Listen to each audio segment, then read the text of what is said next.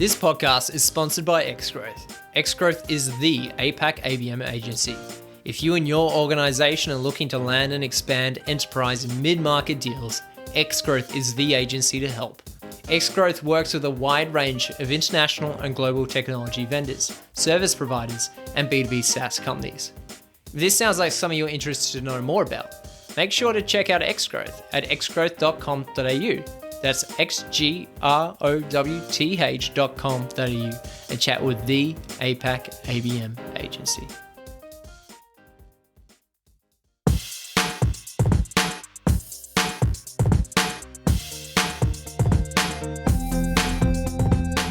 What's up, marketers, and welcome to another episode of the Growth Colony podcast. I'm Liza from Xgrowth to tell you that each episode we bring in B2B leaders to chat about how you can achieve those everyday wins in the marketing world.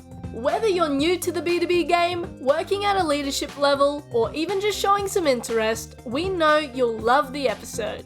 So grab a drink, get comfy, and enjoy the show. Hello everyone, welcome to another episode. I'm Shaheen Hoda with Xgrowth, and today I'm talking to John Amory, Head of Marketing at Australian Finance Group AFG, about how to build a data-driven customer communications and onboarding strategy. We're going to be focusing on onboarding quite a lot. This is quite an interesting topic, especially bringing data into onboarding. So I'm super excited. John, thanks for joining us. Thank you. Let's talk about, I think it's important to give a little bit of context to audience. I usually don't ask this question, but I think it's important to give a little bit of context to audience in terms of what does AFG do, because that's going to tie into some of the future questions. But if you could kind of give us the 30-second version of like where AFG sits and what do you do and kind of who you target, that would be awesome. Yeah, sure. We are an ASX 300 business. So traditionally, we are what you call a residential mortgage broker aggregator. And then we've diversified into mortgage lending, so under our AFG Home Loans brand, and then also commercial and asset finance. So basically what we do, we transact about 1 in 10 mortgages in Australia, and we sit as the service and platform provider for about 3,500 mortgage broker businesses, everywhere from those single operators, sort of single brokers, all the way through to medium, large, and very large mortgage broking businesses. And basically, we offer a suite of services to them. Things like the lender panel, all their platform and technology for them to transact from sort of customer to lender, marketing as a service, compliance, commission payments, professional development, sort of everything you need as a mortgage broker outside of your brand and your day-to-day. Got it. And I think it's important to kind of give that context to the audience, where we're going to really talk about the B2B side of it are those brokers and the onboarding of those brokers. I think the onboarding component is quite a important topic to explore, especially from a B2B perspective. But like, how do you bring users on board so that they have a great experience and it increases retention? I mean, with what's going on with the financial space, with the VC space, a lot of people are talking about retention now, talking about revenue rather than growth. So onboarding is a big component of it. You don't do a good onboarding job, you lose client, your churn goes higher, chances of losing them is going to be a lot higher. So tell me a little bit about that in terms of, I know you have this data-driven comms model at AFG. Can you tell me a little bit more about that? Shed some light in terms of what does a quote-unquote data-driven comms model, what does that mean in AFG world? Yeah, it's pretty cool. Look, we've got a pretty diverse range of segments that we target or that we communicate with. So we've got the B2B side, which is directly with AFG brokers. Then we've got the B2B2C, which is our brokers' customers, a couple of million customers that we manage their marketing as a service, so their communications as a service, platform as a service, website as a service. And then we've also got B2C customers, so our direct home loan customers. So, a number of different teams dealing with a number of different comms approaches. The great thing about AFG and this sort of data-led model is something we've branded as Red Alerts.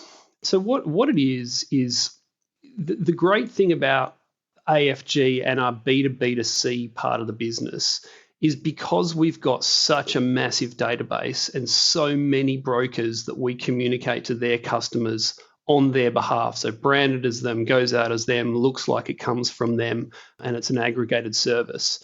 We have a lot of data that sits behind that to really understand of those brokers' customers, what are they doing next? When are they leaving? When are they churning out of the business? What were some of those other data points that have been flagged just before they've left a broker? So what we've done, we worked with the analytics team to build this machine learning algorithm to really understand what were those key drivers or those key data points across, a couple of hundred data points. What were those key data points that we've seen over the lifetime of 3,500 brokers to understand of their customers that left? What were those data points that we may be able to use to try and understand for current brokers' customers, which of those flag up an event that we might be able to help with the communication? So effectively, we've built this algorithm. It's churned through a whole bunch of data.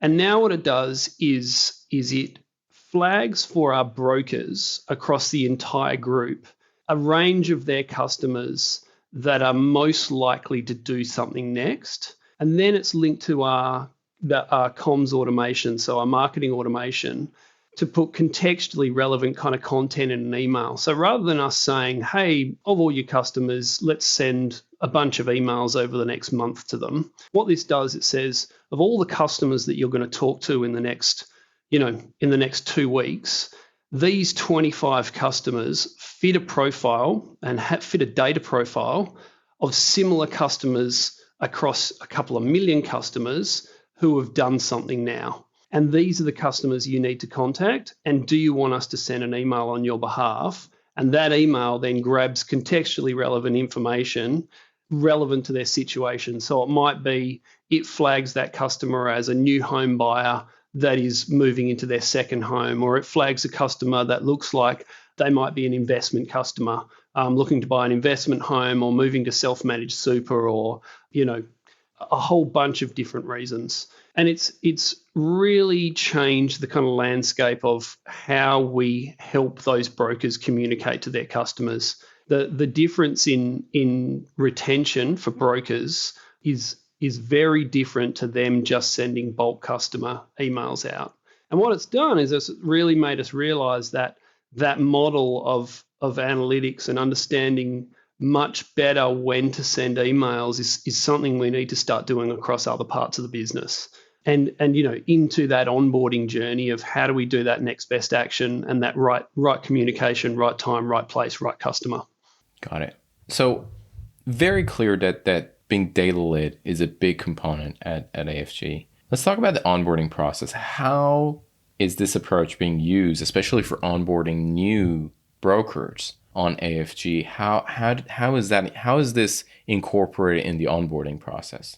Yeah, so look, we sort of see onboarding, I guess that traditional onboarding is, particularly when you've got a product, is how do you get customers up and running in the first couple of weeks and, sort of through those basic product usage milestones. For us, it's a little bit different. I guess when we talk about onboarding, it starts from not only the day one, but because we're an aggregator and we're responsible for helping those brokers to achieve their not only their growth in their model and in their business, but also their professional development points. We really look at that onboarding kind of communications and upskilling of brokers as a bit more of a lifetime experience. So, the easy stuff is getting a broker onboarded, getting them signed up, getting them ready to go, getting them using the platform. What we then do is we've built an LMS, so we use an SAP product to build we built a learning management system that kind of crosses every part of the business, and it sits a single sign-on as part of that broker ecosystem that they can log into easily. We've built it so it tracks and records their CPD points, so their professional development points, We've also API'd that into the mortgage broker professional development organizations. So, they're automatically registered for their professional development points. And what we sort of look at, that platform that we've built, we had something like 65,000 completions last year, 1,200 courses. We ran 74 webinars as part of that. We ran 110 national events that we've put on that platform. So what we have is this huge amount of information sitting in a platform available to brokers across just about every kind of pillar of information that they're going to need to do well in their business and in their career and in their personal development and in their professional development. But what we're at now is looking at how, instead of just serving up a huge amount of available content that they can click into and use and access at any one time, how do we start customizing this information to the right broker in their life cycle? So if you think about a broker, you might have a broker who's 2 years into being a broker, into being a mortgage broker, versus a broker who's 25 years a mortgage broker. They need very different types of onboarding, very different types of upskilling, very different types of support all the way through that life cycle. But what we know in the background is, what are the things that make a successful broker? So what are the things that successful broker that's been there for 15 years, what are the things they consumed and used and learned along the way in that journey? And how do we take that information and kind of go, if you're this kind of broker and you're at this stage in your life cycle, here's the 3 or 4 things that you most need to focus on. And then how do we serve up that information so they can basically, we've got customized kind of curated content. Instead of going, you can choose from all this stuff that you think is the right time to learn. These are the things that other brokers have done to be successful at this point. These are the things we recommend that you focus on now. I love that. So you're not only you probably segmenting your marketing side, but you're segmenting your onboarding process as well. So if you're a smaller company, or you fit this kind of ideal customer profile, this is what your onboarding process is going to look like. And if you fit another process, it's going to be different. That's really fascinating. It does sound like a little bit of work, but I'm sure it pays off. And John, in terms of tactics to put that content in front of people, so it sounds like there's a certification program, and you're leveraging events and webinars to guide. Maybe not right now. Previously, everyone kind of go through that, and you guide them through the program. You're like, hey, these are the self-paced certifications and courses you can go through. We got these webinars that are coming in as well, and those are the tactics that you're currently using for onboarding. Is that right? That's correct. Yeah. So we've got that more traditional kind of what you would call onboarding. That first couple of week experience where there's a tick list of things that brokers need to have done and be ready to go in order to hit day one. And then it's also working with external providers. So, we are the conduit for the lender panel as well. So for mortgage brokers, that lender panel of 50 different lenders, mortgage brokers have to be accredited with all those different lenders as well. So the decision is as a mortgage broker, who do I accredit with first? Which of those lenders that I get on board? How do I sort of sequentially get accredited with more and more lenders to be able to offer my customers more choice in that mortgage broking process? So one of the other things we're sort of doing now is trying to work with the lenders to take that in-house. One of the big lenders is just moved over to that. So we are doing their onboarding for that lender and then sending the results through to the lender, rather than them having to go to multiple different organizations to get accreditations, and working really, hand in glove with the lender to be able to go, okay, what are your requirements for them to be accredited with you, and can we put that sitting in our LMS or as part of our onboarding to make it easier for brokers? So it's that kind of one-stop shop.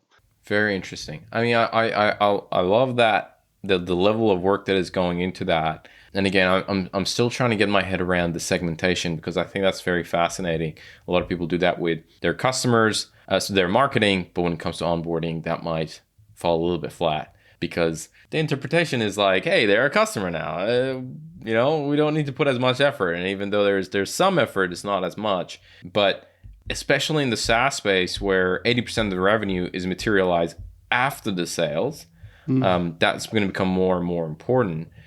What is your advice in terms of if somebody is starting to build their kind of onboarding process, where to start? Because obviously you have this very complicated system and it's, I would imagine it's been developed over many, many iterations. What is your advice? I'm a marketer. I'm looking to start. What are your thoughts? If you are really starting out, I really like the kind of triple play of the triple content play. And we use that a little bit as part of this as well. We use those long form ebook hub and spoke approach for acquisition, right? Write the definitive guide to something about mortgage broking in different areas, bring in a whole bunch of those testimonials and different kind of customer stories as part of that, and really make it this nice, here's how to do this really well, and here's a bunch of advice from people in the industry who are doing it well. Cut that up into those different snippets and use that as part of acquisition. But then we jump in and then grab those ebooks and build them into this nice sort of sequential nurture process as well. So once a prospect comes in, as part of that download, they go into this long lead nurture where we're serving up those other ebooks to them, as part of that. So we've used that a second time. If they've missed one of those ebooks or they've come in on an ebook, we'll drop that ebook into the second sequence. But then we'll also use that ebook and a whole bunch of content from that ebook as part of that learning and that sort of L&D side of the business. So often you create these fantastic pieces of content that you use for acquisition and you forget that your existing customers are probably wanting to use it as well. Or you're making a piece of content that is very focused on acquisition that you could expand out a little bit and make it a little bit more relevant to either the platform or the product or whatever you're using, So make that first ebook acquisition led and make that second one saying, here's how to do this well, and here's how to use our product to then do this and add that in. And add that as a piece of content, you get this nice kind of triple use of an ebook, which aren't cheap, right? Like creating a high value, well-written ebook is expensive relatively. It is expensive. Takes time. It is expensive. Yes. It's we did that for our agency recently. And we did this ebook on the state of ABM in APAC. Man, it took 6 months and a lot of hours, a lot of interviews, a lot of people that were involved. And somebody did tell me that, hey, just be careful when you do research-based solid content, it's probably going to take 10 times longer. And I'm like, nah, surely it's going to be fine. And then we'll dive in and it's like, oh yeah, I can totally see. So that's very interesting. So that you repurpose that and you put it in there and use it again in the onboarding process, some of the stuff that you might have used for acquisition if they haven't seen it. John, what about some of the mistakes? Like what are some of the mistakes you've made and the team has made building the onboarding process? Look, no massive mistakes per se. I think COVID was a pretty crazy time, but actually we got a lot out of COVID. We changed a lot of the way we do things, really transitioned to that online webinar and trying not to. I think what we changed probably in the past from now is a lot of those smaller learning opportunities of trying to sort of overcook not the quality of them, but how long we took to plan and get them right, versus just serving up really helpful content that's a little bit less polished. Having webinars which were 30 minutes, 40 minutes, bringing in people who were subject matter experts, not trying to polish it, not trying to over promote the thing, and just getting content out there, being happy with 300-400 people on a webinar, and then repurposing that webinar content back into an archive so it can be used as sort of evergreen content. I think now we're finding, as I spoke about before, once you get a lot of content, it's that content management. How do you manage such a big amount of content and keeping it relevant keeping, you find you have to go back over content now as it starts. It's not all evergreen. That's probably the challenge that we're sort of coming up with now of what do we keep? What do we refresh? What do we use again and again? How do we, now we've got 1,200 pieces of content sitting in our LMS, how do we serve that content up so it's relevant and it doesn't just look like a giant pile of stuff that no one really knows where to start? Yeah, that the refresh thing is because it becomes overwhelming at one point, right? Just like so much. And so it sounds like the next project, where if you've started and already doing it, but it sounds like the next piece is to how to not overwhelm the onboarding process. Exactly, is that correct to say? That's exactly right. How do we get that curated journeys and just keep it nice and simple for brokers, so it's giving them the right information at the right time. It's giving them those sort of subject matter areas that they need to understand the most, and not bamboozling them with more and more and more. And look, some people, it's hard because people learn at different times and different speeds and need different things in their businesses. So it's not a challenge. It's quite a fun thing to be looking at over the next 6 and 12 months. Got it. I love that concept of not overwhelming them. What about the tech stack that you're using for onboarding? Is this proprietary to the company? Are there some external tools that you're using that you found really helpful that you think you can share? Yeah, sure. I mean, no, for our LMS, we do the onboarding part as webinar. So we'll sort of bring a bunch of people into that first induction kind of onboarding. Have a few different people that'll speak live and some recorded video as part of that. But we use the SAP Litmos product as our LMS, and we use that LMS as that combination of pretty much a sort of content hub that we can use at every stage. So you can break it down into first onboarding. You can build courses into it. You can have people sign off and make sure that they've done those courses and get their badges for doing it. So you kind of gamify it along the way. And then we actually work with some of our bigger groups so they can start using that as their main LMS within the business. Because this is the other thing, you've got branded business that also has their own proprietary content that they want to share with their brokers. You might have a brokerage with 20 brokers and 20 other staff in there. So what we've started doing is giving them access to white label our learning management system, and then add their own content in there on top of that as well, which is a nice little value add. It takes a little bit of extra work, and it's probably not available to all the brokers, but some of those bigger broker groups, it's a nice value add to them. Yeah, absolutely. Disclaimer for some of the smaller tier. It's like, where is my LMS system after the podcast comes out? Yeah. No, I love that.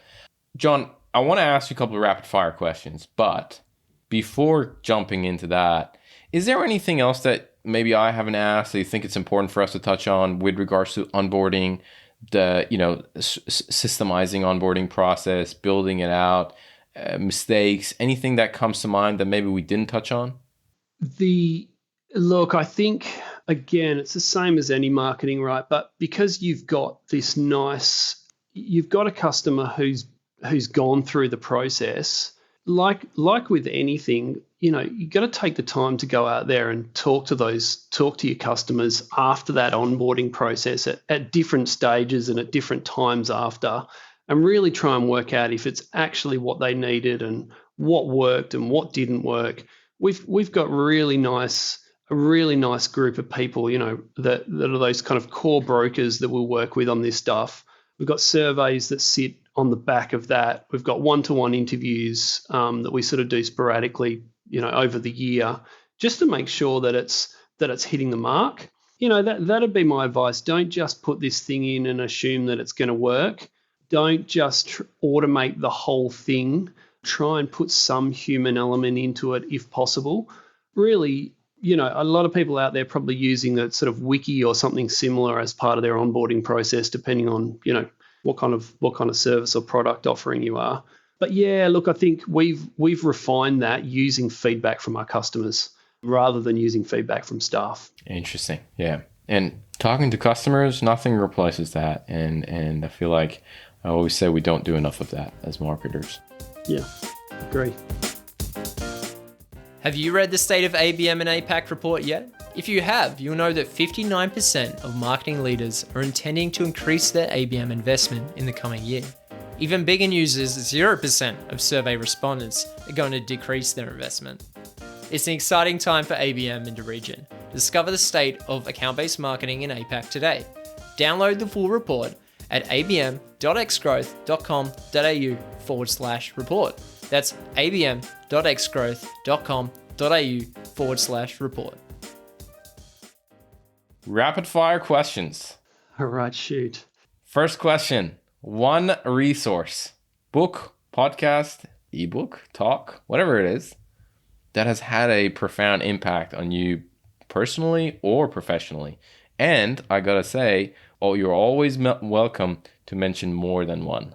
Oh, nice. I was going to say it's picking one's hard. I think probably the book Thinking Fast and Slow by Daniel Kahneman is probably the book that I think about most and has changed how I make decisions in my personal life and in my work life quite a lot. I mean, it's pretty heavy reading, but it is, as the father of behavioral economics, I think any marketer now, once you get past the learning marketing bit, really becoming great at understanding behavioral economics is what makes you a really kind of next level marketer.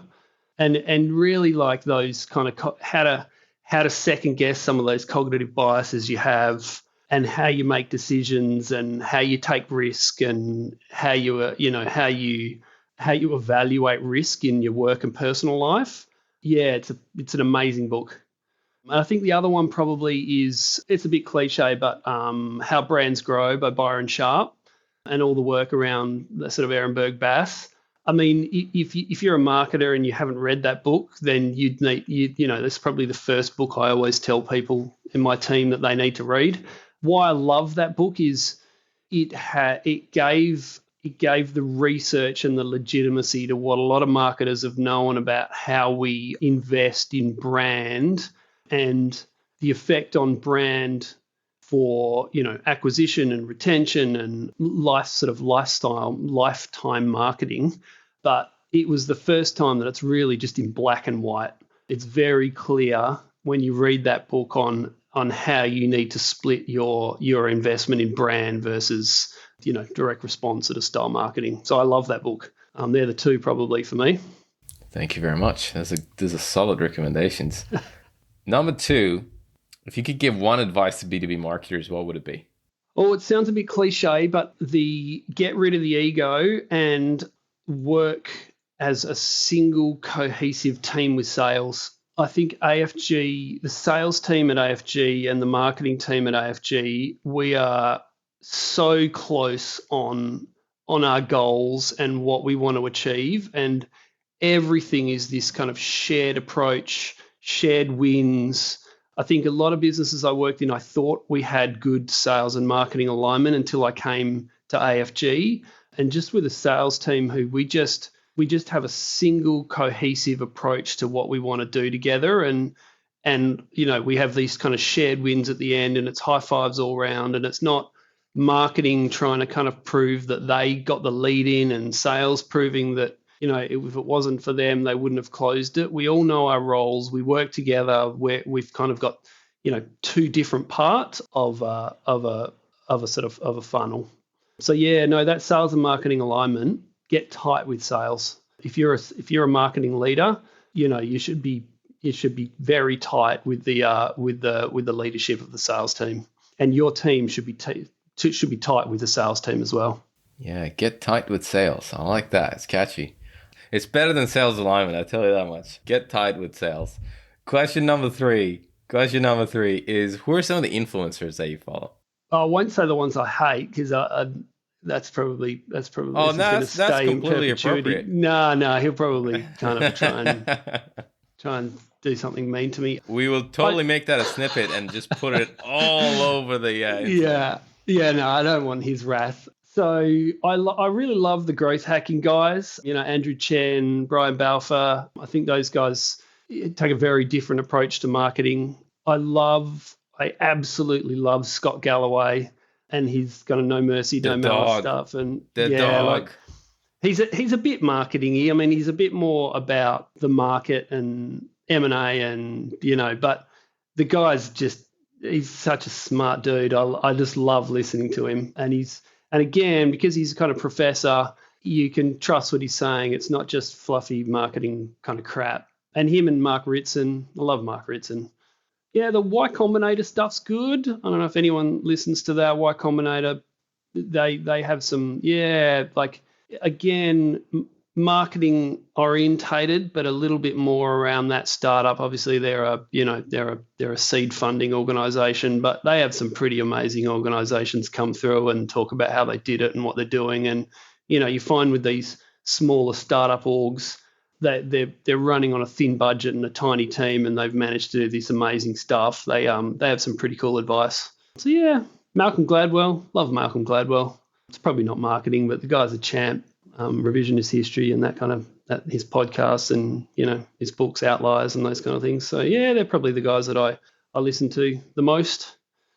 I love it. Those are great, solid recommendations. Last question, John. Last question is: I know you operate both in the B2B and the B2C side, but I want to ask, what is something that excites you about B2B today?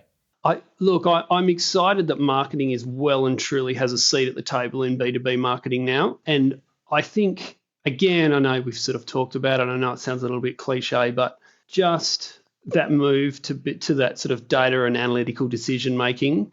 A lot of businesses now having analytics teams that you can work with rather than it just being trying to, get a marketing role that's also a bit of an analytics role, looking at marketing analytics.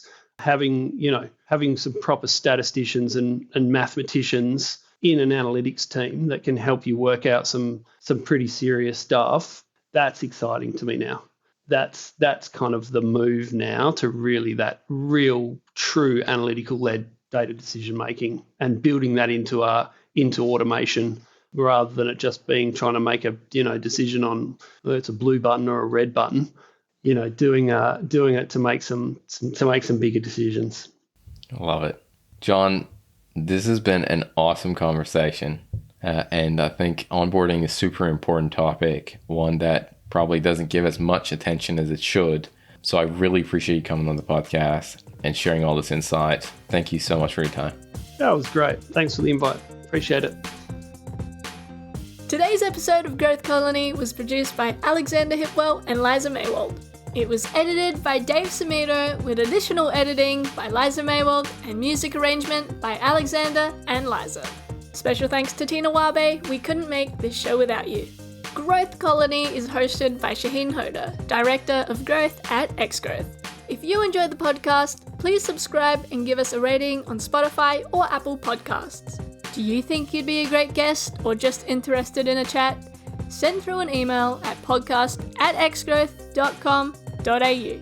That's podcast@xgrowth.com.au. That's all for now. We'll catch you next week right here on Growth Colony.